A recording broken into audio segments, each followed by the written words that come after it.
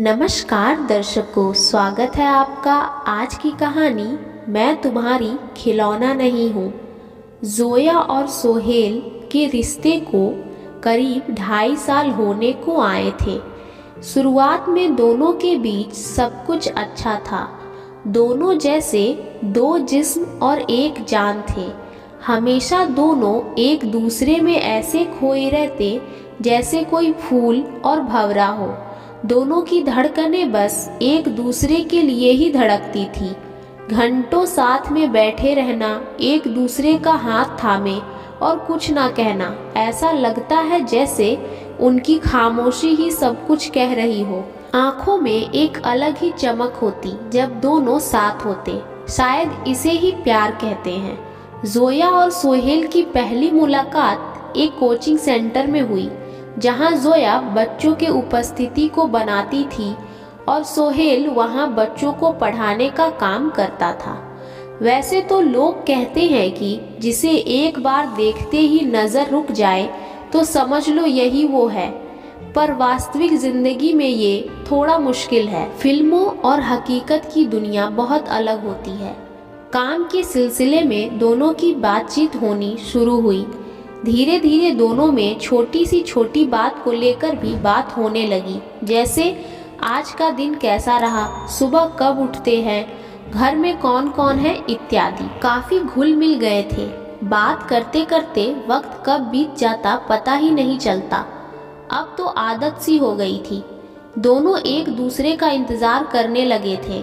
दोनों साथ में घर भी जाते। अब सिर्फ काम के बारे में नहीं, एक दूसरे की जिंदगी के बारे में काफी कुछ जानने लगे थे, पसंद नापसंद सब कुछ। और फिर जैसे जैसे वक्त बीतता गया दोनों और करीब होते गए। शायद अब प्यार होने लगा था। एक दूसरे के साथ वक्त बिताना अच्छा लगने लगा था, पर कहने को कोई राजी नहीं थे। ना जाने कितनी रातों से सबसे छुपते छुपाते चुपके से बात करने का सिलसिला चल रहा था। एक खुशी होती थी दोनों के चेहरे पे जब दोनों एक दूसरे को देखते थे। जोया को सजना संवरना ज्यादा पसंद नहीं था, पर अब वो सजना चाहती थी, संवरना चाहती थी सोहेल के लिए, अपने लिए, ताकि वो भी खूबसूरत लगे। और वो अब एक अच्छा सा सूट, कानों में बड़े बड़े झुमके, आंखों में काजल और माथे पे एक छोटी सी काले रंग की बिंदी लगाने लगी थी। उसके लंबे बाल, जिसे वो हमेशा खुले रखकर आती रही, अब से उसे भी बांधकर अपने कंधे के आगे रखा करती, ताकि उसका रिश्ता भी मजबूत बंधा रहे।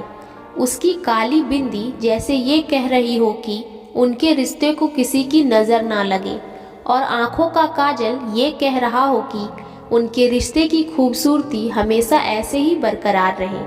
जोया और सोहेल दोनों ही मुंबई के अंधेरी इलाके के रहने वाले थे, पर घरों की दूरी में 30 मिनट का फासला था। ज़्यादातर दोनों फ़ोन पे ही बातें किया करते थे। मिलना उतना आसान नहीं था। समाज और परिवार की जिम्मेदारियां एक दूसरे के लिए प्यार को और बढ़ा देती। जोया को लिखने का बहुत शौक था, पर अब तक ऐसा कोई मकसद नहीं मिला था जिसकी वजह से वो लिखे। पर अब ऐसा नहीं था।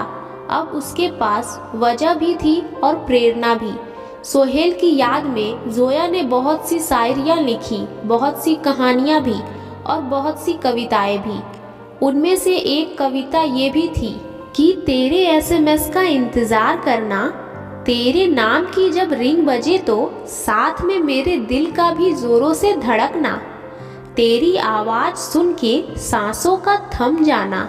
हाँ, प्यार तो तू भी करता है मुझसे, पर वैसा नहीं जैसा मैं करती हूँ। अब तक जोया और सोहेल के रिश्ते को 1.5 साल हो गए थे। अब तक सब कुछ सही चल रहा था, पर अचानक अब सोहेल जोया को वक्त देने से कतरा रहा था। दोनों के बीच लड़ाइयाँ भी बढ़ने लगी थी। सोहेल संदेह करने लगा था। छोटी छोटी बातों पे दोनों बहस करने लगते।